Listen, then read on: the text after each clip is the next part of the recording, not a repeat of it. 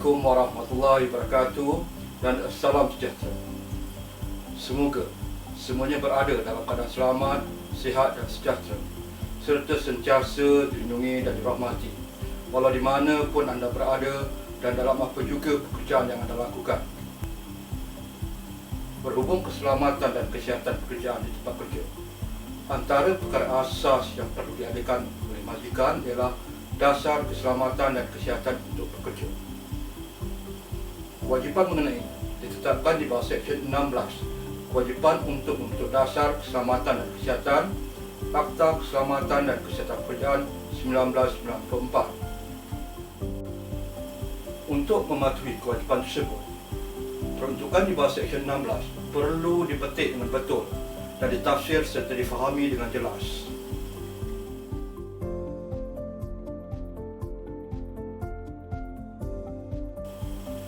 Seksyen 16 menetapkan, kecuali dalam apa-apa hal yang ditetapkan, adalah menjadi kewajipan tiap-tiap majikan dan tiap-tiap orang yang bekerja sendiri untuk menyediakan dan seberapa kerap yang sesuai mengkaji semula pernyataan bertulis amnya berkenaan dengan keselamatan dan kesihatan pekerjanya semasa bekerja, dan organisasi dan perkiraan yang sedang berkuat kuasa bagi menjalankan dasar itu, dan membawa pernyataan dan apa-apa kajian semulanya kepada perhatian kesemua pekerjanya.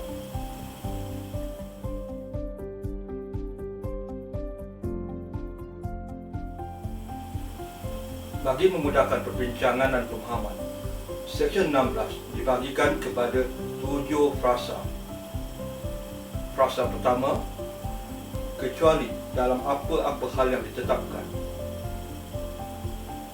Bagi menentukan apa-apa hal yang ditetapkan, rujukan perlu dibuat kepada mana-mana peruntukan lain yang dibuat di bawah Akta Keselamatan dan Kesihatan Pekerjaan 1994. Dalam kes ini, rujukan perlu dibuat kepada Peraturan Keselamatan dan Kesihatan Pekerjaan, Penyataan Dasar Am Keselamatan dan Kesihatan Majikan, Pengecualian 1995. Peraturan 2 menetapkan Seksyen 16 Akta hendaklah terpakai kepada tiap-tiap majikan dan tiap-tiap orang yang bekerja sendiri, kecuali mereka yang menjalankan sesuatu pengurusan dengan tidak lebih daripada 5 orang pekerja. Ia bermaksud hanya majikan dan orang yang bekerja sendiri yang mempunyai 5 orang atau kurang daripada 5 orang pekerja dikecualikan daripada kewajipan untuk membentuk dasar keselamatan dan kesihatan. Pengecualian tersebut hanya terpakai kepada Seksyen 16. Ia tidak mengecualikan majikan dan orang yang bekerja sendiri berkenaan daripada lain-lain kewajipan di bawah Akta, melainkan ia dinyatakan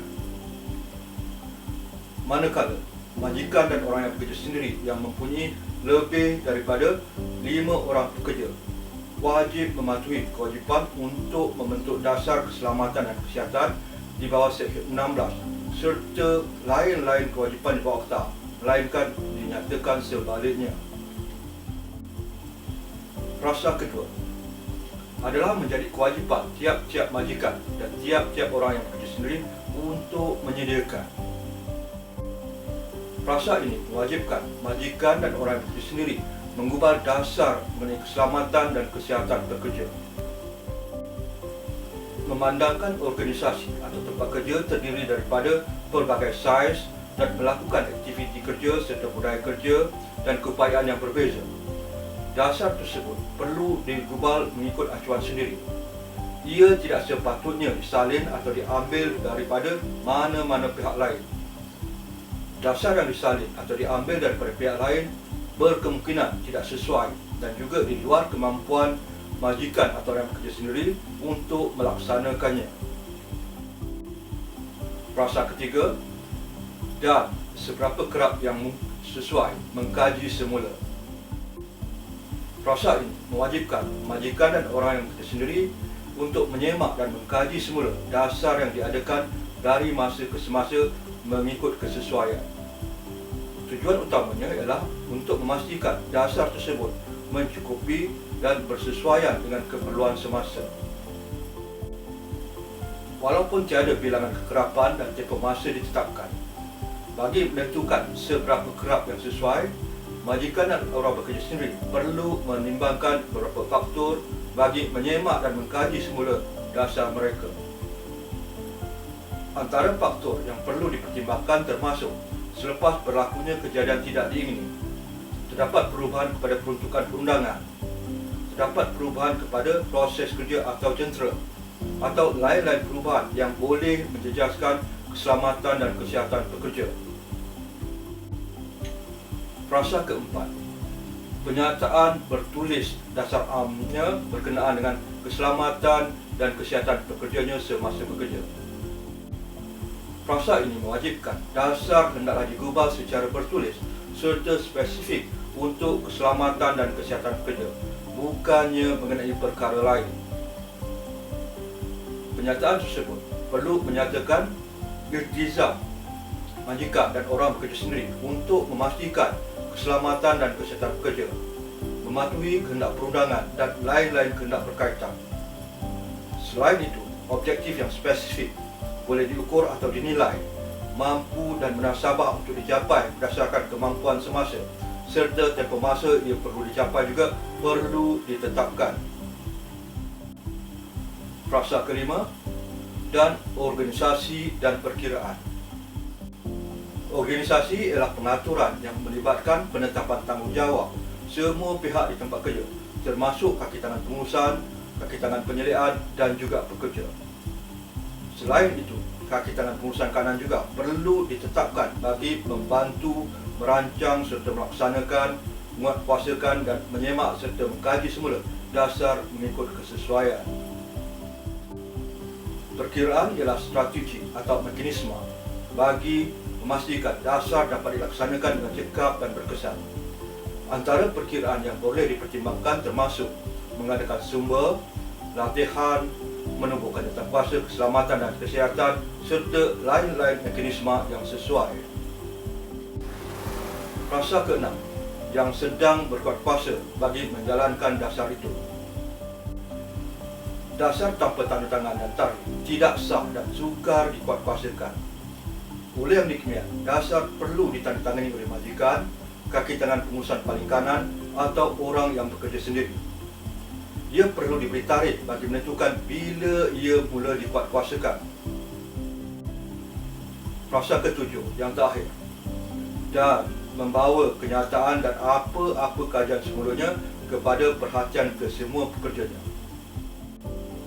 Majikan dan orang yang bekerja sendiri perlu memaklumkan semua pihak di tempat kerja termasuk kaki tangan pengurusan, kaki tangan penyelidikan dan juga pekerja mengenai dasar keselamatan dan kesihatan yang sedang dikuatkuasakan. Mereka juga perlu dimaklumkan sekiranya terdapat apa-apa pindaan setelah dasar tersebut disemak dan dikaji semula. Tujuannya adalah untuk memastikan semua pihak mengetahui dan memahami iltizam majikan mengenai keselamatan dan kesihatan mereka serta tanggungjawab mereka bagi mematuhi dasar tersebut. Antara kaedah yang perlu dipertimbangkan bagi tujuan tersebut termasuklah mengadakan taklimat khas, mempamerkannya di papan kenyataan dan lain-lain kaedah yang sesuai serta berkesan.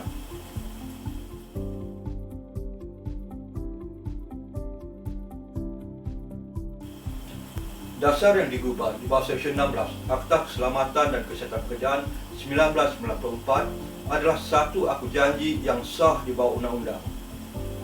Ia boleh digunakan sebagai bahan bukti di mahkamah bagi menentukan sama ada majikan atau orang yang bekerja sendiri telah mematuhi dan menunaikan aku janji mereka. Oleh yang demikian, penggubalan dasar perlu dilakukan dengan berhati-hati. Jangan menyatakan sesuatu di luar kemampuan untuk mengadakan atau melaksanakan. Elakkan perkataan, frasa atau ayat yang bermaksud sesuatu yang mandatory untuk diadakan atau dilaksanakan. Sebagai contoh, sekiranya dasar digubal dalam bahasa Inggeris, elakkan menggunakan perkataan shall. Dari perspektif perundangan, perkataan tersebut bermaksud sesuatu yang mandatory, perlu diadakan atau dilakukan tanpa pengecualian. Sebaik-baiknya gunakan frasa setakat yang praktik di mana sesuai. Dasar tersebut perlu dikubah secara ringkas dalam bahasa yang sesuai serta mudah difahami oleh semua pihak di tempat kerja. Semua aku janji di dalam dasar tersebut perlu diterjemahkan dalam bentuk tindakan. Ianya bukan sekadar untuk pameran sahaja. Sekian untuk kali ini. Semoga klip video ringkas ini dapat memberikan sedikit pencerahan dan meningkatkan kefahaman mengenai kehendak di bawah Seksyen 16 Akta Keselamatan dan Kesihatan Pekerjaan. Apa yang dikongsikan adalah berdasarkan pemahaman dan pengalaman atau DEP sebagai profesional keselamatan dan kesihatan pekerjaan. Ia tidak mewakili pendapat mana-mana pihak. Sehingga berjumpa lagi, diakhiri dengan wabillahi taufiq wal hidayah. Wassalamualaikum warahmatullahi wabarakatuh dan salam sejahtera.